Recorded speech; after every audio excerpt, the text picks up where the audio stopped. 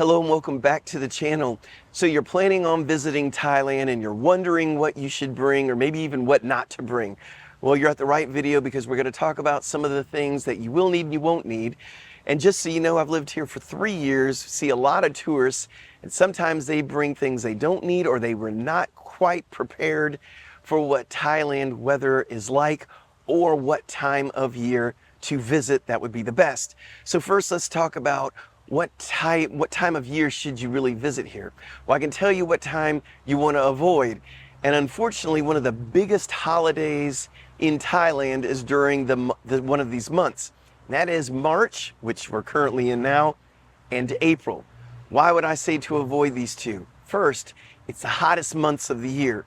Okay, big deal. You want a little bit of heat in those months. You still want to come? Fine. It's also the smoky season. If you haven't heard that before, it means that there are farmers all over the place and in neighboring countries that are burning the fields. The smoke goes up into the air and then it hovers over Thailand, and people with respiratory problems or other health issues may really be affected by the air quality. So research that, but what I'm going to say is try to avoid those months. In April, they do have Songkran, which is the water fight that they have every year, right in the middle of April when it's hot and it's still smoky. So if you're planning on coming that time of year, just be prepared for the smoky season. Now, the other times to visit would be during the rainy season, which is going to be like July, August, September, some of October.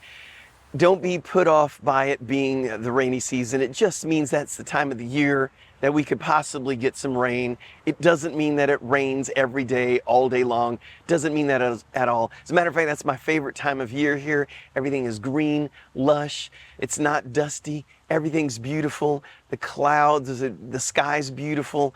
And even the rain's kind of fun because when it rains, and you can kind of chill out and watch the rain and enjoy Thailand and see the best that it has. And if you're going to visit waterfalls or anything pertaining to water, it's going to be pretty exciting. So anyway, don't avoid that. And the best time to come is going to be the end of October through January. It's the coolest time of year, and the weather is pretty moderate. It's not the rainy season. There is a little bit of rain here and there, cooler temperatures. It's just really pleasant. But keep in mind, that's when everybody comes to Thailand and the prices for everything skyrockets. So one of the things you want to make sure you have and you bring is, of course, passport. It may sound like common sense, but a lot of people who've never traveled internationally forget that step. So make sure you have, before you buy tickets, that you get your passport and you're all squared away. So the next thing you're going to want to know what to bring is on clothes. Now keep in mind that it's hot here year round. If you lived here for a while like I have, it feels cooler sometimes a month, and it is, but it's still going to feel hot if you're not used to this kind of heat over here in Southeast Asia. So here's what I'm going to suggest clothes-wise. A lot of foreigners visiting Thailand come here wearing tank tops, no hat, legs exposed, walking around all day, or on the back of a motorcycle going on a motorcycle ride for an hour or two. You are going to get lambasted by the sun. You may say, oh good, I want some sun. It will burn you to a crisp on your first day if you go hours out in the sun. So I would suggest bringing clothes, like shorts and all that stuff that you want to bring, but I would also suggest that you invest in some of those long sleeve shirts and pants that are made for hot weather to keep the sun off of your skin, and a hat that keeps the sun off not only your face, but your neck. Sunglasses as well. You can thank me later, because I'm telling you, I see people make this mistake all the time, and boy, do they pay the price. Which brings me to my next one, which is sunblock. Yes, you can get sunblock here in Thailand, but if you're trying to get tan while you are here, it is worth noting that most of the sunblock that you get here in Thailand has a whitening ingredients that makes your skin whiter.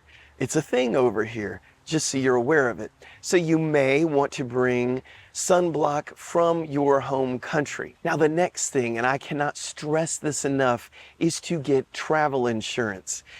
So when you come to Thailand, if something bad were to happen, you don't have to reach into your own pocket as much.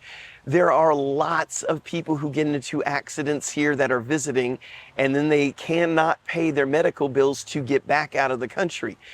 In other words, Thailand's not going to let you rack up this big bill and just let you get on a plane and leave. You're going to need to pay that bill before you can leave the country. And if you don't have the money, you're going to be in some big trouble. So there is a link down in the description to who my wife and I use for travel insurance. You can find out how much it will be instantly by going down there, putting in what country in the world you want to go to, how long of a stay, and then you get to pick what your deductible will be and how much they will cover, and find out real quick if it's something that you can afford, or manipulate it to the point where you can afford it. But I would say it would be smart of you to have travel insurance, especially coming to Thailand, where safety comes last and traffic accidents happen all the time. Now, we do have a tip for you when it comes to SIM cards. So you probably heard by now of the thing called the eSIM, where you don't have to have a new card, a SIM card to put into your phone. Most of the newest phones have eSIM. Well, there's a link down in the description to a company that does eSIMs. So one my wife and I use when we go to another country. It's so much cheaper than coming here to Thailand and getting a SIM card once you arrive at the airport here in Thailand. Just do an eSIM. It'll be a lot easier, and it'll save you a step once your flight lands. When your flight lands and finally gets to Thailand, you're tired, so the less you have to do, the better. Also, make sure to bring yourself a phone charger. A lot of people who come here are going on excursions. You're going out in the jungle. You're going to want to take a lot of pictures. You're going to want to do a lot of videos, and your phone runs out. So don't forget to bring your charger, but make sure you read what the requirements are for Thailand on what they will allow as far as a charger goes.